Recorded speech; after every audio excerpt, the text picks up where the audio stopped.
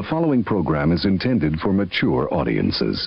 A democratic republic of sports. The Sportsocracy with ESPN Asheville hosts Tank Spencer and Jeremy Greene.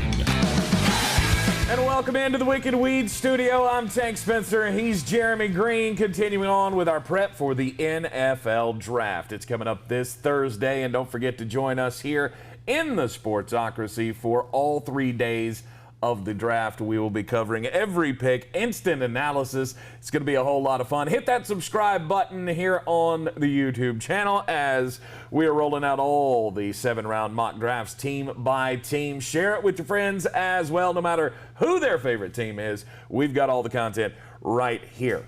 Denver Broncos 7-round mock draft. The Denver Broncos have long been a candidate to trade up in this draft.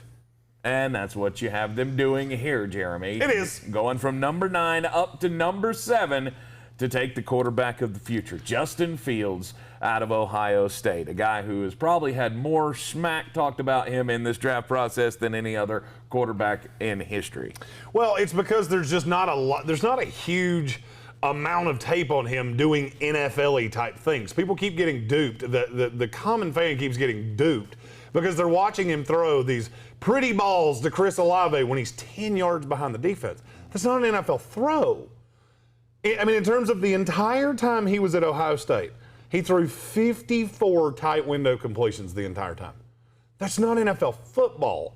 We've been duped. It's not us talking shit. I like the kid. Yeah. And I think he's a talented kid. Mm-hmm. I'm not willing to stake my reputation on him.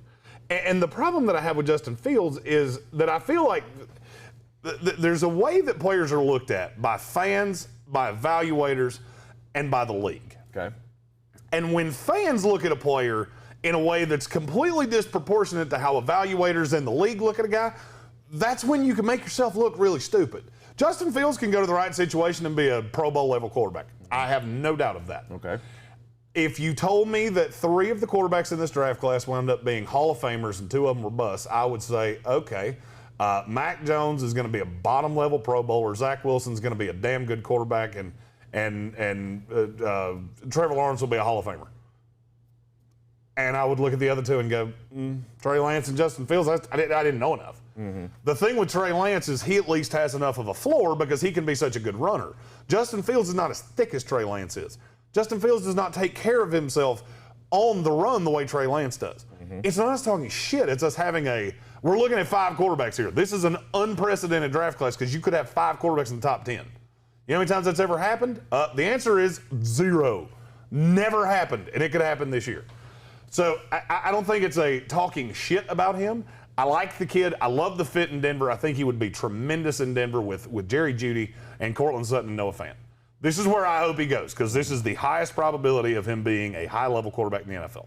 I will agree. I know he has problem. One thing that I've always knocked him for is there are some times where he just loses the defense. He loses the defense. The rush comes in on him, and he just doesn't know what to do. So he lays down or makes a stupid throw and gets killed in the process of doing that. 9 times out of 10, he holds the ball. Mm-hmm. He doesn't check down. He doesn't throw screen passes. He doesn't hit the dump-off receiver. He just doesn't do it. Mm-hmm. I mean, the tape just bears it out. He doesn't do it. And so he's going to have to learn how to do that in the NFL. Yeah. And that's my big knock on him. Other than that, he has a big level arm. He's a very athletic kid. He's a very impressive kid. And I hope he's tremendous in the NFL. All I'm doing is giving these are the red flags. Mm-hmm. I think we all know the good. We saw the good against Clemson in the college football playoff semifinal. Right. Nobody needs to. I don't need to tell you that. You've seen that. I'm just telling you what I've seen on tape that makes me go, this is my pause. I would like him in Denver. I would love him in Denver. I would love him in Denver. In the second round, 40th overall, Denver Broncos selecting Jabril Cox, a linebacker out of LSU. This guy's got a motor on him. He does. He's been very productive in 2 different kinds of defenses. I think he's very scheme multiple. He's very good in the open field, very athletic, and he's the best coverage linebacker I've seen in several years. I mean, he is an elite level cover linebacker. Mm-hmm. This is a guy that's going to match up on tight ends as a 6'4" linebacker and you can run with him. This is a chess piece, and I'm telling you, he's going to go higher in this draft than some people think. You know, you only had the one,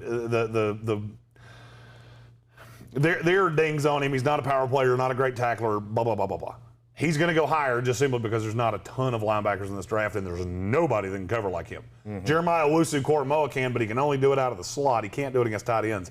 And he's built like a safety. This kid's built like a linebacker and covers like a safety. He's a guy who truly impressed me as an FCS All-American, transferring from North Dakota State, coming to LSU, and he was immediate impact in the SEC. He can play big boy football. He sure can. And he proved it his last year in college.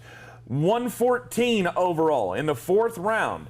Denver Broncos, Robert Hainsey, a tackle out of Notre Dame.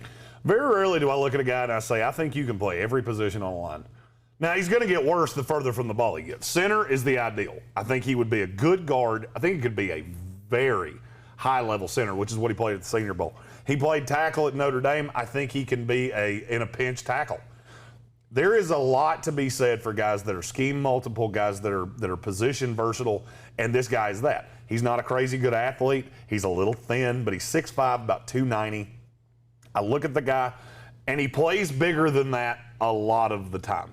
The biggest knock on him is that he doesn't stay balanced well. That's an outside problem, not an inside problem. And he's got short arms.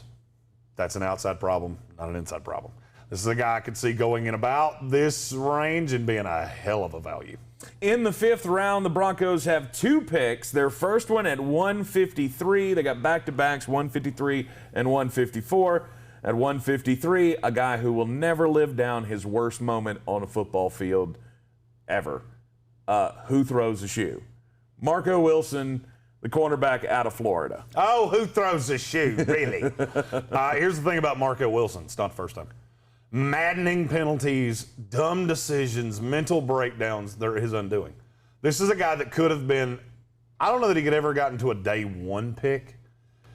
6'1", 190. There are some corners in this class that are just definitively better than he is. On talent alone, I've seen him be better than every cornerback in this class that's not named Caleb Farley, Greg Newsome, J.C. Horn, and Patrick Surtain. He would have been 5. The problem is he can't keep his head on straight. The who throws a shoe, yeah, there's been a lot of times of who grabs a jersey of a guy that you're in good position against. Right. There's a lot of that on tape. There's just a lot of mental with him. And this is a guy that's going to fall in spite of the fact that, do you know what his allowed completion percentage was as a true freshman in the SEC? No, tell me. It was 42.5%. That's dumb. Nobody does that as an 18-year-old freshman. Right. He did. But he does these just god-awful stupid things, and he's not a very good tackler, but there's a lot of corners that aren't good tacklers. We could have all gotten over that. It's the boneheaded decisions. And I'm hoping he gets with somebody. And Vic Fangio, I think, if anybody can do it, I can see Vic Fangio being one of the guys. Bill Belichick's another one. Any of these great, really strong defensive minds. I hope somebody gets a hold of him and really makes him love the game and gets the most out of his talent, because he's an incredible talent. On the defensive line, they pick one up in the next pick to Darryl Slayton, defensive tackle out of Florida. I can teach you to be a lot of things. I can't teach you to be a house. And Darryl Slayton's a house. All right. Built like a nose tackle, not very many of those in this draft. There's only 4 defensive tackles that are listed at over 325 in this entire draft class that anybody has a draftable grade on. He's one of them.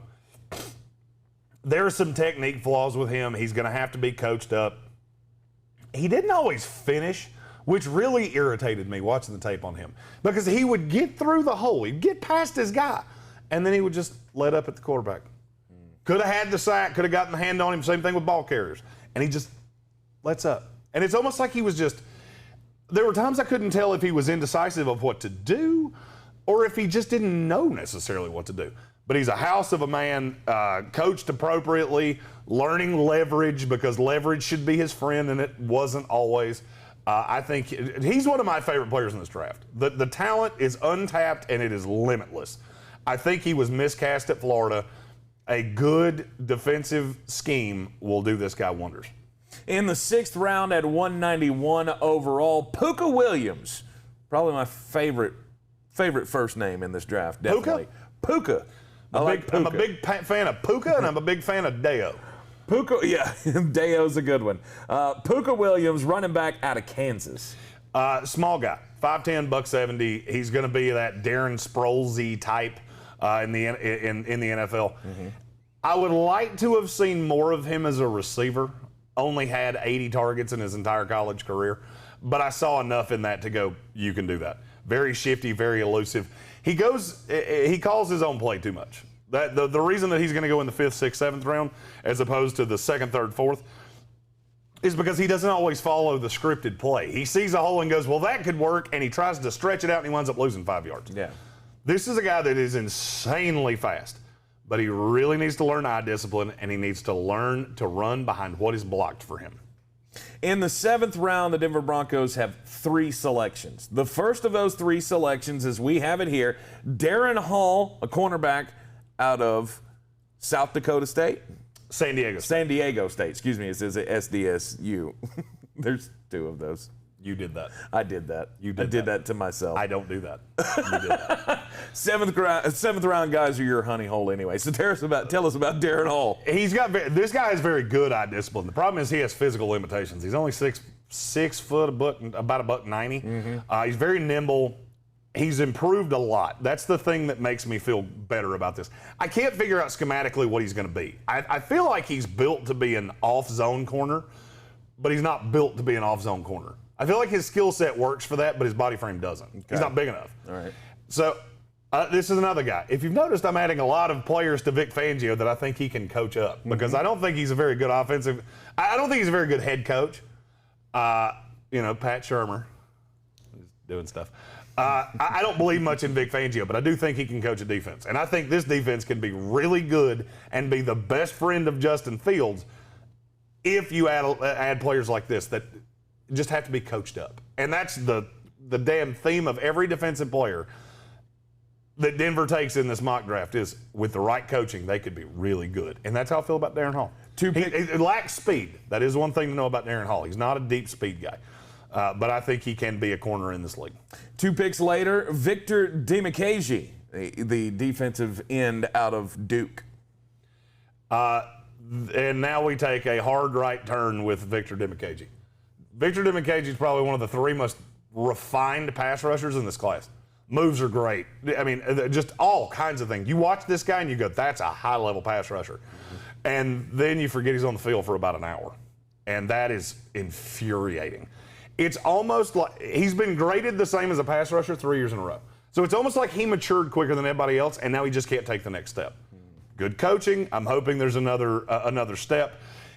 If that hadn't happened, this is a guy that was, I once projected him in the 2nd round. I thought he was going to be a 2nd round high-impact pass rusher with Chris Rumpf, the guy that was on the other side of him at Duke. Right. Now Chris Rumpf goes in the 4th round, and Victor Dimukeje falls in the 7th. And with our last pick in the draft at 253 overall, offensive tackle out of Middle Tennessee State, Robert Jones. You remember the thing I said about I can't teach you to be a house? Yep. Part 2, 6'5", 330. This guy started playing football as a junior in high school because he was a dump truck. And they went, hey, are you strong enough to walk yourself around? Then you're strong enough to be an offensive tackle in a high school football team. Wound up at Middle Tennessee State. There's a lot of things to really like about him. There's a lot of raw. He tries really hard, high motor, all of the good things that you want to hear. The problem is that his technique is maddeningly inconsistent. He lets guys get into his body too often, and he's so big that once that happens, any move, and they shake him. And that happened at Middle Tennessee State. In the NFL, it's going to happen a lot. Now, what I do think this guy can be is a guy that you hide on your practice squad for a year, and you just every day. You teach him, you get the feet lined up, you get the hands lined up. The hands go with the feet constantly. Your left hand does not move if your left foot does not move. And you do this with him every day, and you get that consistent motion, that feel of this is what I'm supposed to do to be an offensive lineman in the NFL. And if you can do that, this would be a value pick in the 7th round because the natural gifts on this kid are crazy. I think the Denver Broncos would knock this one out of the park if somehow they are able to get Justin Fields at the top of this draft. We all know there is a quarterback question with this team. Getting Jabril Cox, who I think could be a very early impact player for this defense. They've already got great weapons. It's just a couple of small holes before this is a really good football team. We've talked about favorite draft classes. I'll be honest with you, as much shit as I've been acclaimed to give Justin Fields, this would be one of my favorite draft classes. In a walk. I would love this.